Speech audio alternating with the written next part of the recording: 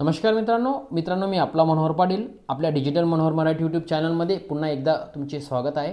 मित्रांनो, ration card विभक्त बाबतीत मला कमेंट्स आलेल्या होत्या की रेशन कार्ड विभक्त कसे करायचे किंवा रेशन कार्ड विभक्त करण्याची प्रोसेस काय आहे, त्यावर आपण आजचा व्हिडिओ पाहणार आहोत। मित्रांनो, तर रेशन कार्ड विभक्त करण्यासाठी अगदी सरळ आणि सोपी पद्धत आहे। मित्रांनो, तुम्ही ऑफलाईन देखील करू शकता, ऑनलाईन देखील करू शकता, पण मित्रांनो तुम्ही ऑनलाईन डायरेक्ट प्रोसेस करा, पण तुम्हाला त्यासाठी देखील एक ऑफलाईन फॉर्म असतो तो भरावा लागेल।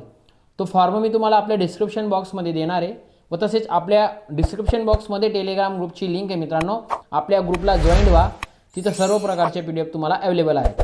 तर चला मित्रांनो, मी तुम्हाला हे सांगू इच्छितो की आपण विभक्त करणारे रेशन कार्डाचे काय काय प्रोसेस करावी लागेल किंवा काय डॉक्युमेंट्स लागतील याची सविस्तर माहिती पाहूयात। मित्रांनो, तुम्हाला जर रेशन विभक्त करायचे असेल, समजून घ्या एका घरामध्ये 10 हे सदस्य आहेत। 10 सदस्यांमधून तुम्हाला 4 सदस्यांना रेशन कार्ड विभक्त करायचे आहे।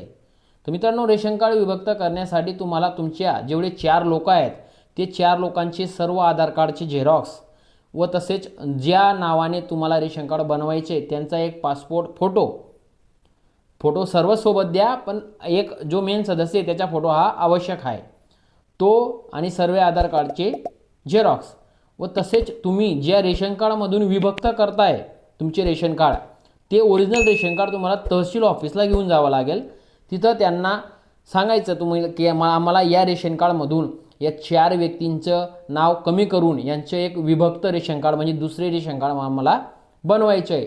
ते तुम्हाला ऑनलाईन प्रोसेस करून देतील व त्यासोबत सर्वात महत्त्वाचं ऐकून घ्या, तुम्ही जोपर्यंत तुमचे ते रेशन कार्डमधून नाव कमी करत नाही किंवा अदर तुमचं कोणत्या रेशनमध्ये तुमचं नाव असेल, म्हणजे रेशनमध्ये नाव असणं म्हणजेच तुमचं आधार कार्डचा नंबर तिथं लिंक असणं, म्हणून तुमचे ते दुसरं नाव ॲड होणार नाही। म्हणून पहिले तुम्ही खातरजमा जमा करून घ्यायची की तुमच्या रेशन कार्डमध्ये जे नाव आहे ते पूर्णपणे कमी झालेलं आहे की नाही।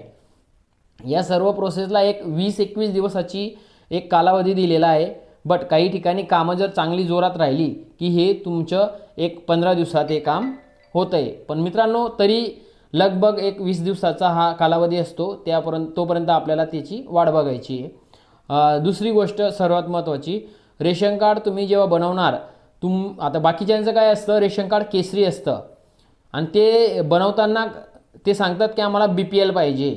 मित्रांनो, असं राहत नाही। तुमचे जे रेशन कार्ड ऑलरेडी पहिलं जे रेशन कार्ड आहे ते BPL असो APL असो जे असेल ते तुम्हाला तेच रेशन कार्ड मिळेल। तुम्हाला कमी भावाचं कमी दराचं रेशन कार्ड मिळणार नाही। उगाच तुमचा वेळ वाया घालू नका आणि मी तुम्हाला आता माहिती देतोय ती नीट ऐकून घ्या। तर तुम्हाला ते विभक्त केल्यानंतर तुम्हाला रेशन कार्ड तेच मिळेल जे तुमच्या रेशन कार्डमधून तुम्ही विभक्त होताय, तुम्हाला त्याच प्रकारचे रेशन कार्ड मिळणार आहे। ही झाली विभक्त करण्याची प्रोसेस। आता दुसरा एक पॉईंट महत्त्वाचा आहे, रेशन कार्ड आता सहसा घराच्या जे मेंबर असतो, लेडीज मेंबर म्हणजे जे घराचे मुख्य असतात, लेडीजची गोष्ट करतोय मी, तर त्यांच्या नावानेच रेशन कार्ड बनतं आहे आता। म्हणून त्यांच्या नावानेच ॲप्लिकेशन करा, म्हणजे पुढे जाऊन काही प्रॉब्लेम येणार नाही।